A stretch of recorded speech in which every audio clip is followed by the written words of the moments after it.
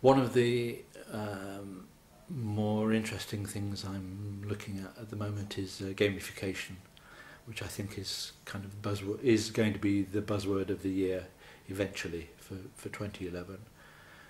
A lot of interesting things happening in that market, but they're not at this point getting through to the general public. So, you know, you only get real traction when you get real people using things.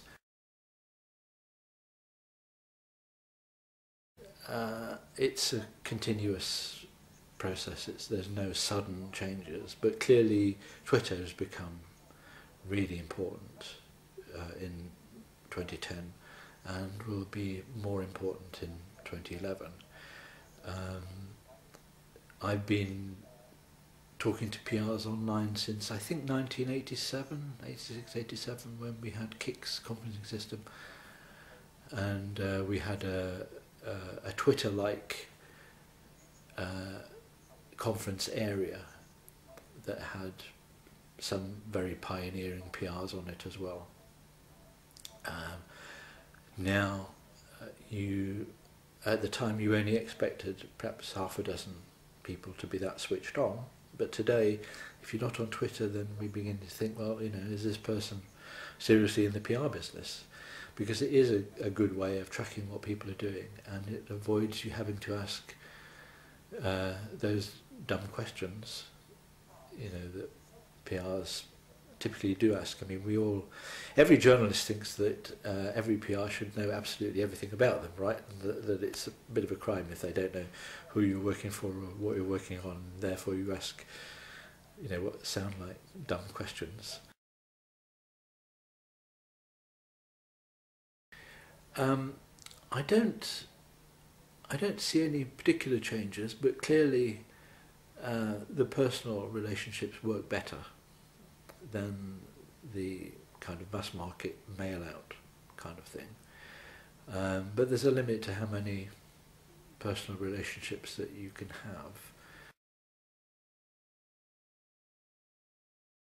have. Well, I think it's a very good thing, and me and Neil McIntosh, who's now at the Wall Street Journal, were the two guys who basically got The Guardian into proper blogging. We did it when we were running the online section, and we started online blog. We did it on Blogger, so it was outside the Guardian firewall and outside the authorial control, so that, you know, if something goes up on the Guardian, it's probably been read and fact-checked, and it's been sub-edited, and, you know, there's a section editor who might have read it. You know, you've got managing editors, you've got lawyers, so that if you've got something kind of that you think might be a bit questionable, you obviously, you know, lawyer it before you print it. So newspapers and so on have quite involved control systems that ensure that something that appears under their rubric, you know, has a certain quality level. And, you know, we were just, you know, writing stuff and posting it, and writing stuff and replacing it, and doing things that you now cannot get away with in terms of blogging, which is to write a paragraph in the middle of a press conference, and then completely remove that paragraph and write 3 paragraphs at the end of the press conference, and then get home and completely remove that and publish a proper story.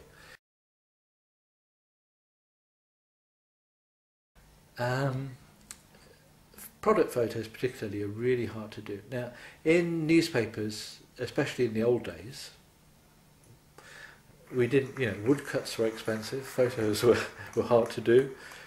People didn't use photographs very much, and if you look at the print media over the last 50 years, huge growth in use of photography, huge growth in the use of colour, and now practically every blog post wants a photo.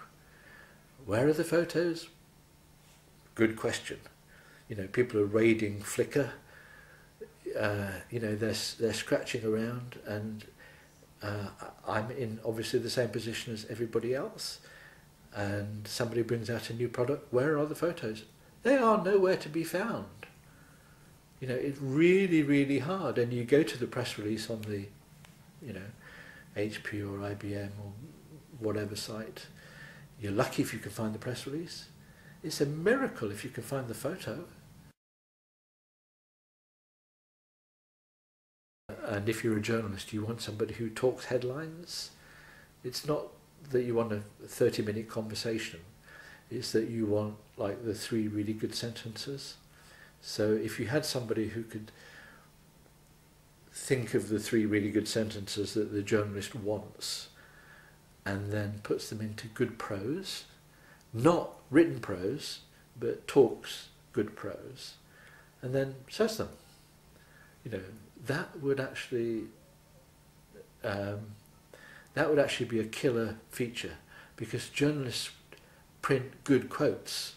Okay, it's not it's not necessarily what the person said, but if they said something in a witty or interesting way, a good observation, and very, very few people can actually do that. And they think, when you're talking to somebody from a company or a PR, they think they're telling you about the subject, and they will talk to you for half an hour. And they'll say lots of things that are kind of interesting, that are informative. But actually what you want is 2 minutes of stuff that you can write down and print. That's actually what the end result is. And very, very few people have actually twigged that. You know, there are a couple of analysts that I kind of criticise, and I say, well, you know, you're talking headlines. But they do. You know, you can spend 10 minutes talking about something and not say anything that a journalist can print. But somebody else can come along and say, this is a global village, sending me the news that tomorrow just doesn't cut it anymore. And somebody can, you know, say, wow, he's right. Write that down. Put it in the paper. You know, end of story. And that's a terrific gift.